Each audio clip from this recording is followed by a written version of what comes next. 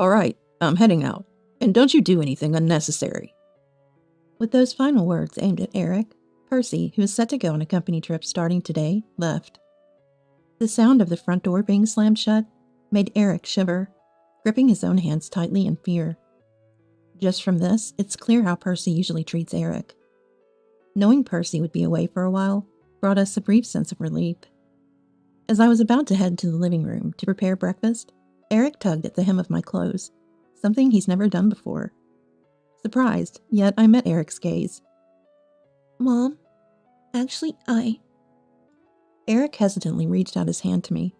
In his hand was a mobile phone I don't recall ever buying him, and on its screen was something unbelievable. I quickly took the mobile phone from Eric's hand and stared intently at the photo displayed on the screen. What's this about? When I asked, Eric tightened his lips and fell silent. It's okay, I encouraged, prompting him to reveal another shocking piece of information. My name is Jane, a 32-year-old office worker. 3 months ago, I married my husband, Percy. The reason I got married was because of Percy's intense pursuit. The chance meeting that led to our marriage traces back to a year ago. Percy came to my workplace on business, and I happened to be the one who dealt with him. In our company, we don't have a receptionist per se. Anyone who's available attends to visitors. Although this would normally apply if you weren't in a different department, my department is the General Affairs Department, so doing anything and everything is part of the job. Percy needed to see someone from the sales department, but they were unusually busy that day, so no one was available to meet with him immediately. So while I was attending to Percy, I was also managing my other tasks. But Percy, undeterred, kept talking to me. Sitting in the guest seating area, sipping on coffee meant for visitors, he would call out to me, seated just within his view. Gradually, we became friendlier and deepened our relationship. Every time Percy visited on business, he would talk to me, leaving with a cheerful goodbye. One day, after many such visits, he asked me out for a meal with a serious look, an invitation I was happy to accept. That was 6 months ago, and since then, we've gone out to eat together frequently. During one of our meals, when the mood felt just right, he told me about Eric. Percy's previous wife had passed away, and he mentioned how sorry he felt for Eric being alone. Hearing this, I wanted to help in any way I could, and offered to marry him. After getting to know Eric and becoming friends, we finally got married 3 months ago. Although the marriage was a happy milestone, Eric's behavior began to change shortly after. He started apologizing to me daily, and when I asked why, he would just remain silent. What surprised me the most was the drastic change in Percy's attitude after we got married. Before the marriage, needless to say, he was a gentleman, kind, gentle, and cheerful, but after the marriage, he became very rough. He's loud and rough in everything he does, making a lot of noise and using harsh language. Whenever he wants something from me, he summons me abruptly and speaks in a commanding tone. Hey, is dinner not ready yet? I'm tired from work over here. Even though I'm tired from work as well, he never shows any intention of helping. Instead, he treats me like a servant and is harsh on Eric too. Hey, don't mess up the house. Stepping on those parts, huh? He'd kick away the blocks Eric was playing with, destroying what he had built. Then, when Eric looks sad, he yells, What's with that attitude? Of course, with such behavior, Eric wouldn't even try to talk to him about apologizing. Hey, about Eric's habit of apologizing. Be quiet. I'm tired from work. Don't bother me with such trivial matters. He dismisses it outright, and the conversation gets nowhere. This exchange has happened several times, each time ending with him getting annoyed and yelling. Finally, I couldn't take it anymore.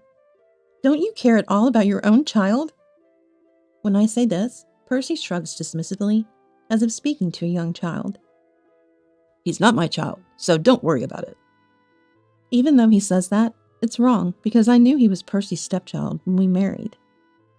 I was about to retort when my eyes inadvertently caught sight of the living room door. Eric was silently watching us through the gap in the door. Seeing me swallow my words, Eric quickly left the living room. Percy, not noticing this, thought he had won the argument and smirked before going to his room. I hardly slept that night, but morning comes regardless. I slowly got out of bed and started preparing breakfast. I'm not making breakfast for Percy. In fact, Percy hardly eats in the morning and stubbornly refuses to. The reason I'm preparing breakfast is for Eric, and my portion is just by the way. Yet when Percy sees the breakfast I'm making, he immediately starts complaining. Are you really going to feed him something so greasy first thing in the morning? That'll give him heartburn. Stop it. Percy makes a disgusted face as he looks at the potatoes I'm frying. As I was considering continuing from where we left off the day before, Eric appeared in the living room, passing by Percy. The moment Percy was out of sight, Eric looked up at me and apologized. Mom, I'm sorry. His expression was downcast as he whispered, and I turned off the gas to look at him. I wanted to understand the meaning behind Eric's apologies today. You don't have to apologize. Hey, why do you always say sorry? You haven't done anything wrong, have you? I asked Eric with a slightly troubled look, but he just shook his head repeatedly without saying anything. Then Percy came back into the living room, and Eric immediately started helping with breakfast. No matter how many times I asked, Eric never told me the reason. Eric didn't start apologizing to me from the beginning. It began about a month after I married Percy. He often apologized when Percy wasn't around, and at first I was desperate to find out more from Eric.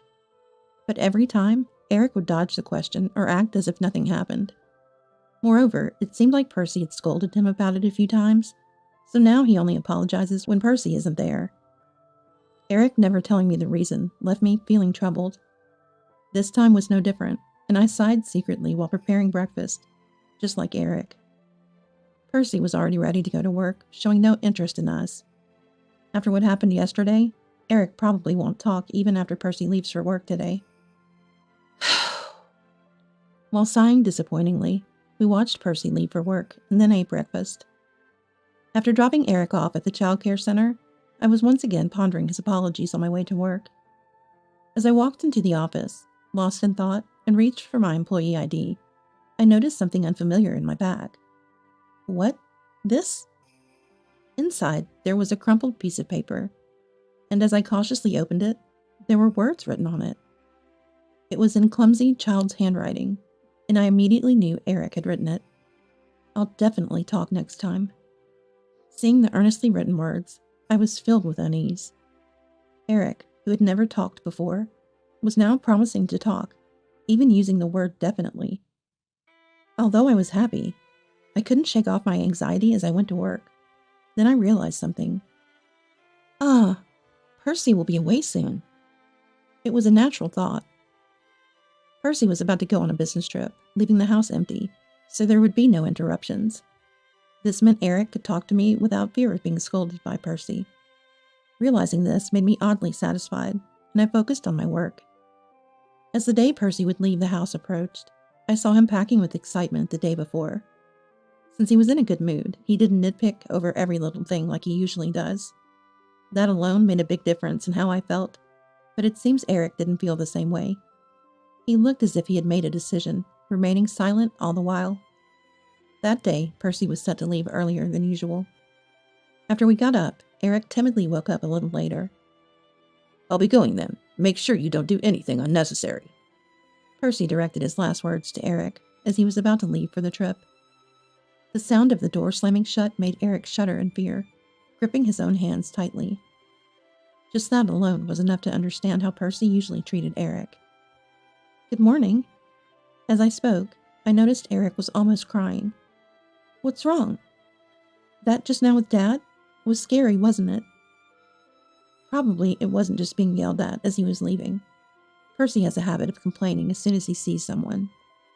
So even on such a day, I thought he had complained when he encountered Eric. Knowing Percy would be away for a while brought us a short period of relief. Now, about to prepare breakfast, Eric tugged at the hem of my clothes. I was surprised, as he had never done such a thing before. But I met Eric's gaze. Yet Eric, looking like he was about to cry, apologized.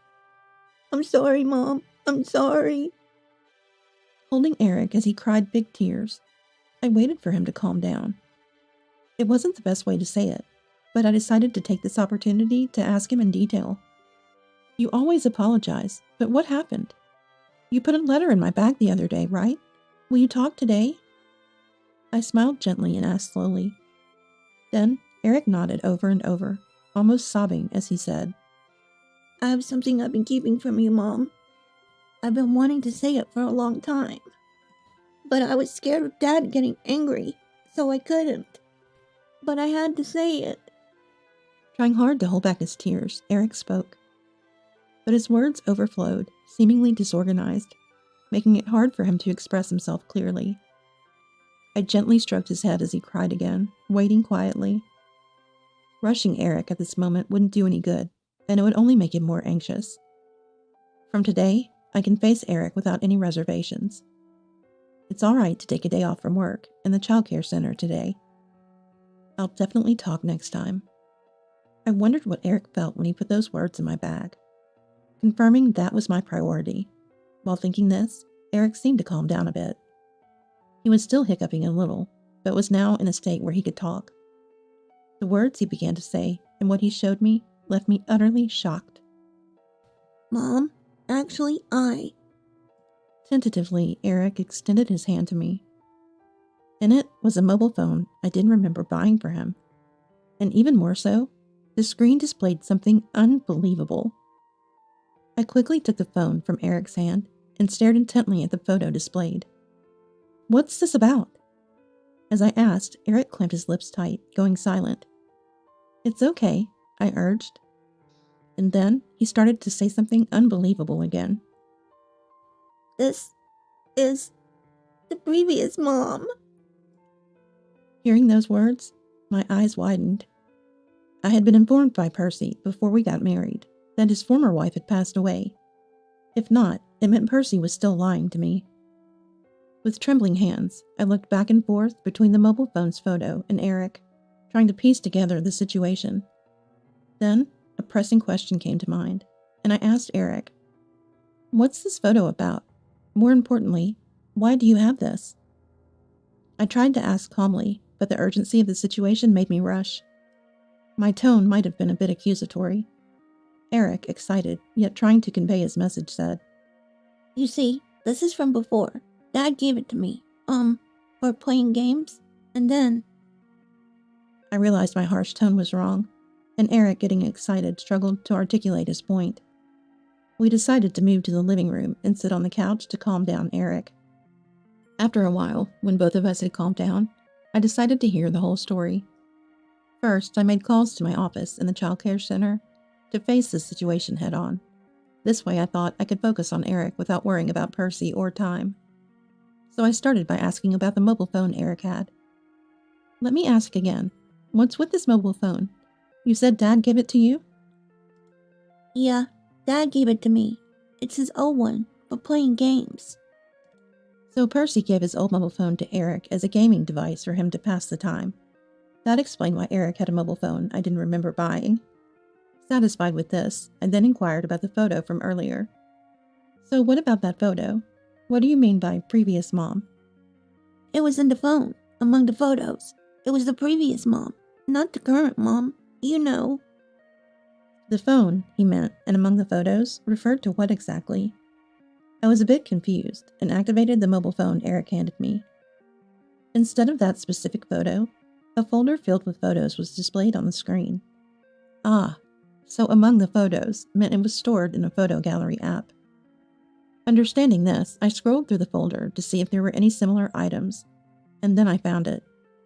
A video dated last month, when Percy said a meeting ran late and he came home late. I impulsively played the video to see what was on it. It showed a man and a woman in the act, and the man's voice was Percy's. The only saving grace was that the phone's volume was turned down, so the sound was barely audible. I turned my face towards Eric. There he was, biting his lip hard, trying to hold back tears. I threw the phone aside and hugged Eric, slowly rubbing his back. That was all I could do. Eric must have seen this video.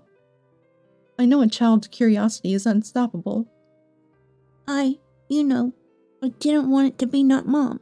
The voice on the TV wasn't Mom's. I hugged Eric as he started to cry again. All I could do was nod in agreement. Eric, being only 5, naturally wouldn't understand what the act in the video meant, but he could tell it was his father's voice. However, the woman's voice wasn't mine. That saddened him and he cried. When I asked Dad, he got really, really angry at me, said not to tell Mom, and scolded me. The mobile phone belonged to Percy. So Eric must have asked Percy about the video and photo. Maybe he innocently asked who this person was. Then Percy, of course, exploded in anger and scolded Eric, telling him not to tell me. Because of that, Eric felt like he had seen something he shouldn't have, and should apologize. If you've done something wrong, you apologize. He was applying that simple rule towards me, but he couldn't tell me the reason. Percy scolded him harshly, and despite being married to me, he was intimate with his ex-wife. It seemed Eric was also bothered about conveying such a thing. Understanding this much, I hugged Eric even tighter. I might have wanted to suppress the anger boiling inside me. The fact that Percy lied to me, involved Eric in this, and cheated with his ex-wife while married to me? These thoughts stirred anger within me, cooling my head gradually. I made sure not to scare Eric as I made a request. Hey, Eric, you can get mad at me later, but would you come with Mom? Hearing my words, Eric nodded again and again in agreement. It's okay. I'm fine. I want to be with Mom. Dad scares me. I prefer being with Mom. I smiled at Eric's desperate plea and told him to go wash his face. Watching Eric's back as he obediently went, I began to contemplate revenge on Percy. If it was just about me, I wouldn't mind, but I can't believe Percy would hurt his own son Eric and be okay with it. Eric might not be my son by birth, but I think of him as if he were. He used to laugh a lot when we first met, but I haven't seen him smile at all since we got married. The cause is Percy's infidelity, and yet Eric blames himself. I pondered what to do next. Perhaps making Percy fully pay for his actions is the best course. But what preparations are needed for that? And who can I rely on? As I thought this far, a certain existence came to mind. But then I shook my head. It might be possible if they were blood relatives, but with Percy's parents, it's uncertain whose side they take. If they sided with Percy and harmed Eric, then what about my own? I intended to resolve this alone, but now I think it's better to seek help from others. With that thought, I immediately used my mobile phone to make a call. But no one answered right away, and I impatiently panicked. While I was doing that, Eric came back from the bathroom and looked at me curiously. I gestured for silence by putting my finger to my lips, making sure he could see. Then I silently mouthed, "Shh." And finally, someone answered the phone. A few days later, Percy returned from his business trip. I immediately went out to meet him and told him we needed to talk. Hey, can't you see? I'm exhausted from the long trip. It's about Eric, isn't it? Let's do this another time. Percy tried to dodge the conversation, but I was not going to let him. I don't know where Percy had been, but I knew who he was with. It was late when he came back, and Eric was not here. So I could confront Percy without worrying about anything. That's not going to happen. It's about Eric, yes, but there's more than that. Don't think you can just run away from this. Maybe because I had never spoken to Percy in such a manner before, he furrowed his brows and turned to face me. What's with that tone? It's really irritating. I'll say it again. I'm tired. Let's talk later. He threatened me with a low voice, trying to intimidate me by yelling at close range. But such tactics no longer worked on me. Do you really think you can put it off? Unfortunately, I've heard everything. I heard it all from Eric on the morning you left. My words made Percy's face contort. No wonder. From what I've heard, he yelled at Eric, telling him not to tell me, in a terribly angry manner. He probably never thought Eric would actually tell me. But that couldn't be stopped. Eric, fully aware of the consequences, had been apologizing to me almost daily. Those apologies were probably not just for me. What are you talking about? I didn't hear anything about this. Where did he go? To the bedroom? Is he asleep already? Percy looked around for Eric, but Eric was not in the house. I had anticipated what would happen if I took action, Therefore, I had sent Eric to my parents' house to ensure his safety. You won't find him no matter how much you look. Knowing you would search for him, I've sent him to my parents' house for safety. Hearing this, Percy stopped in his tracks and turned back to face me. Then he slowly approached me, grabbed my shoulders, and shook me. You saw it, didn't you? You saw it, right? If you heard that talk, it means you saw it, right? I endured the fear while Percy violently shook me. Compared to the fear Eric had been carrying all this time, this was nothing. Isn't that an invasion of privacy even for spouses? Did you tell him to show it to you? Yeah, that's right. I told him never to tell you, never to show it. Even as I tried to break free, Percy kept coming closer, and I felt a deep fear. Thinking of how Eric must have felt made me want to apologize myself. Your privacy is less important than Eric's emotional wounds. That's far more serious. All this, Eric. Treat me with more care. Respect and pamper me.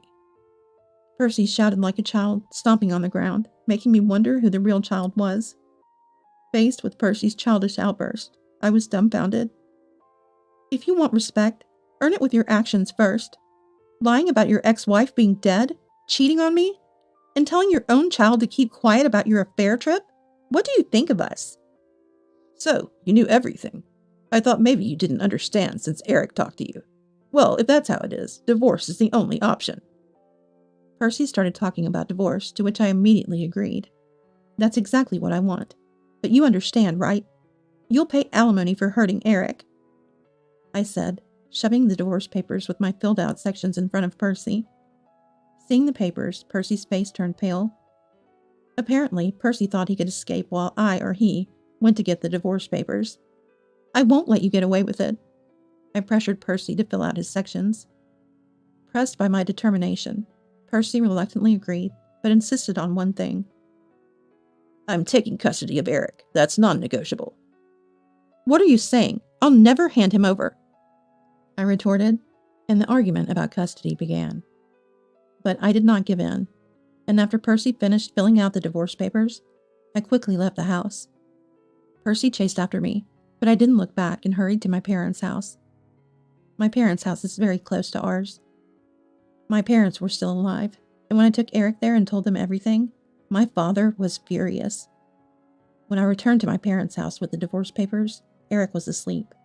My mother was anxious, and my father was still angry. I showed the divorce papers to my father, and we discussed the future until dawn.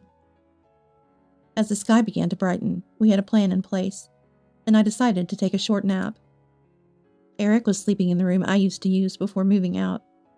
Watching his sleeping face, I reaffirmed my resolve. When public agencies started operating, my family and I visited various places. First, we went to the family court to submit the divorce papers, then looked for a lawyer. With my parents' help, we found a good lawyer, and Eric and I submitted evidence and testimony. After the review, it was decided to announce the details in person, and Percy was called in. Percy, appearing nonchalant, entered the lawyer's office and looked around for Eric. It's no use looking, he's not here. At my words, with a displeased expression, Percy reluctantly settled with the lawyer. Then, the lawyer told Percy that it would be difficult for him to gain custody, and Percy started getting angry in the lawyer's office. Why is it difficult? He's my child.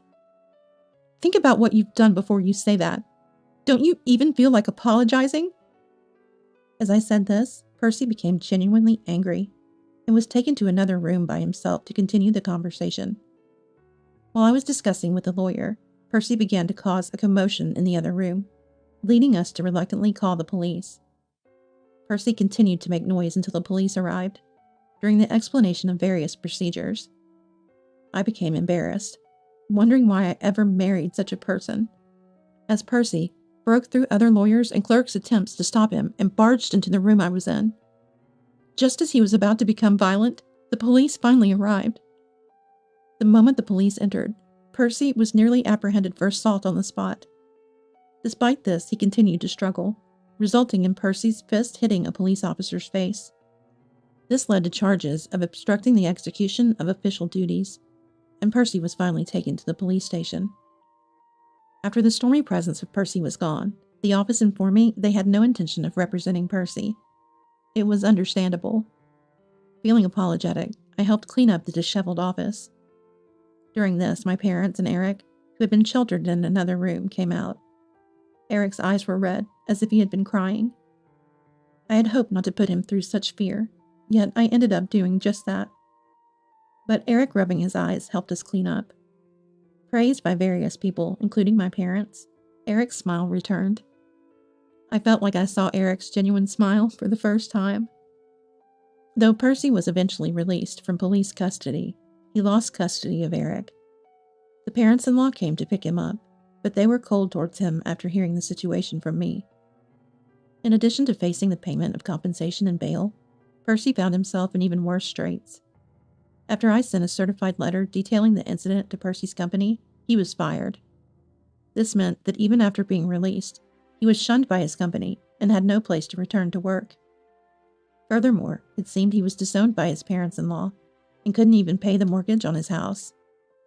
With the need to pay compensation, bail, and the house mortgage, but no place to work, what is Percy planning to do? Though financially punished, I am not yet ready to forgive him for just this. I had a restraining order issued through a lawyer, keeping Eric away from the threat named Percy. Percy seemed furious upon learning this, but seemed to have given up on getting involved with the police again. He quietly went back to doing day labor, working to repay everything. Living through such days, I was informed by the lawyer. Honestly, it didn't matter to me, but knowing what he was doing now brought me more peace of mind. With that, we were freed from Percy's oppression, feeling refreshed and relieved. However, I still have some lingering regrets. It's about the ex-wife I was told had passed away. After having the lawyer investigate, it turns out Percy had divorced her before he approached me. The reason was her habit of cluttering, but it seems Percy stopped caring about that once they were separated. That doesn't mean it was okay for him to commit adultery while married to me. But from my perspective, I want to prioritize Eric over my relationship with Percy, which had long lost its affection. I thought about imposing some punishment on the ex-wife too, but I didn't want to expose Eric to any more conflict. Eric and I may not be related by blood, but I think of him as my true son. I'd rather pretend Percy and his affairs never existed, and consider Eric as if I had adopted him. With the divorce now finalized, Eric is truly free. Even now, after everything has ended, Eric still tends to apologize, but he's starting to smile more. From now on, I hope to live a happy life with Eric, with help from my parents, believing that Eric's habit of apologizing will eventually heal as we lead a happy life together.